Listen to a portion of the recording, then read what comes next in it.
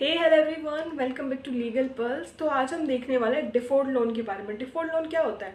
Basically जब आप loan लेते हैं बट आप उसकी ईएमआई पे नहीं कर पाते तो हम उसको डिफ़ॉल्ट लोन कह देते हैं।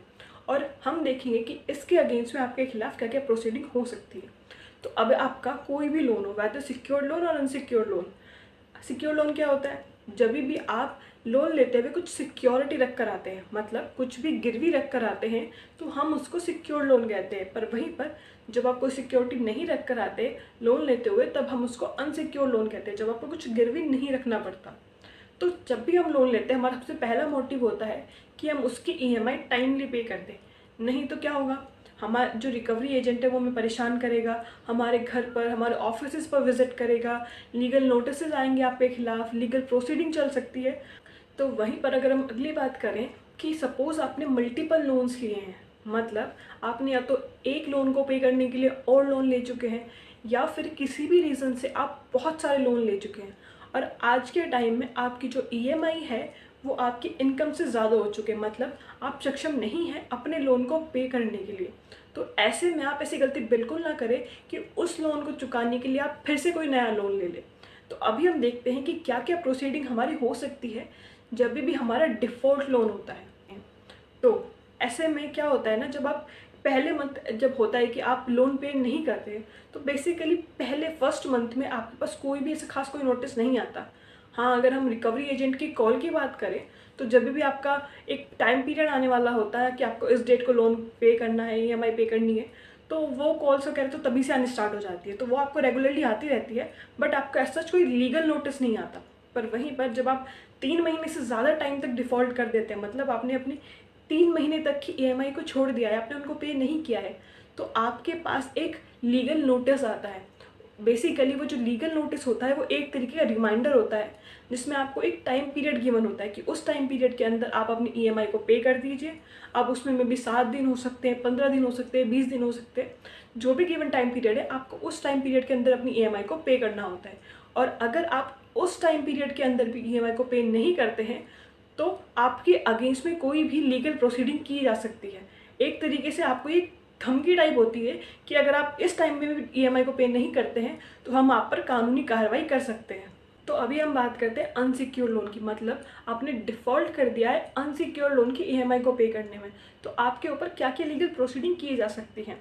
तो वहीं आपके ऊपर एक सिविल रिकवरी सूट फाइल किया जा सकता है, जिसके तहत कोर्ट आपको ऑर्डर दे सकती है कि आप प्रिंसिपल अमाउंट, इंटरेस्ट और लीगल एक्सपेंसेस को पे करना होगा अनदर पार्टी को। और अगर आप कोर्ट के ऑर्डर के बाद भी वो अमाउंट पे नहीं करते हैं तो आपके असेट्स को सेल आउट करके उस अमाउंट को पे किया जाएगा। पर वहीं पर अगर आपने पार्टी को चेक दिया है और वो चेक बाउंस हो चुका है, तो under negotiable instrument act section 138 आपको एक केस फाइल किया जाएगा। तो मतलब इसमें क्या होगा ना, पहले आपको एक नोटिस जारी किया जाएगा कि इस गिवन पीरियड में आपको ये अमाउंट पे करनी है, और अगर आप गिवन पीरियड में भी अमाउंट पे नहीं करते हैं तो आप पर लीगल प्रोसीडिंग की जा सकती है। तीसरा, आप पर आईबीसी के अंडर केस किया जा सकता है, मतलब इंसॉल्वेंसी एंड बैंकरप्सी एक्ट। इसमें क्या होगा ना कि आपको दिवालिया घोषित कर दिया जाएगा और उसके बाद जो आपके असेट्स हैं उनको सेल आउट कर कर आपके जो लोन्स है, जो एक्सपेंसेस हैं, उन्हें पे किया जाएगा। वहीं पर अब हम देखते हैं कि अगर आपके अगेंस्ट में कोई केस फाइल होता है तो आप पर क्या लीगल प्रोसीडिंग हो सकती है, मतलब क्या कानूनी प्रक्रिया हो सकती है। तो जब भी आप डिफ़ॉल्ट करते हैं लोन को पे करने में और आप पर कोई केस फाइल कर देता है, तो सबसे पहले कोर्ट आपके अगेंस्ट में एक समन इशू करती है, और अगर आप उस समन को इग्नोर करते हैं, आप कोर्ट में नहीं जाते हैं, तो आपके अगेंस्ट में एक बेलेबल वारंट इशू होता है। और अगर आप जानबूझकर बेलेबल वारंट को भी आप या तो उसे रिसीव ही नहीं करते हैं या फिर आप जानबूझकर कोर्ट में प्रोसीडिंग के लिए नहीं जाते हैं, तो आपके अगेंस्ट में नॉन बेलेबल वारंट इशू होता है।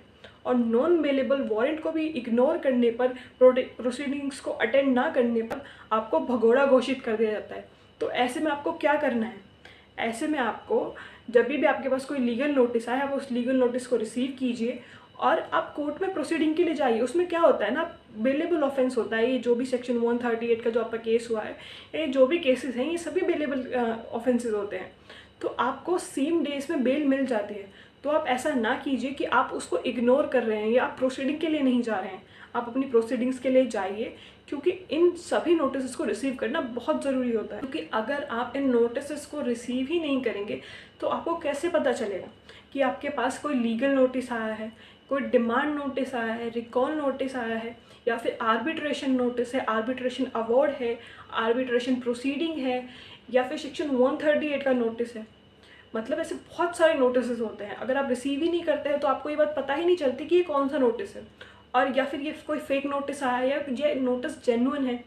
तो इन नोटिस को रिसीव करना बहुत ज़रूरी होता है। तो आप अपने नोटिस को रिसीव कीजिए और एक अच्छे एडवोकेट की हेल्प से आप उसका रिस्पॉन्स दीजिए। I hope you will understand. और आगे भी ऐसी वीडियोज़ देखने के लिए हमारे चैनल को सब्सक्राइब करें और वीडियो को लाइक करना ना भूलें। Thank you.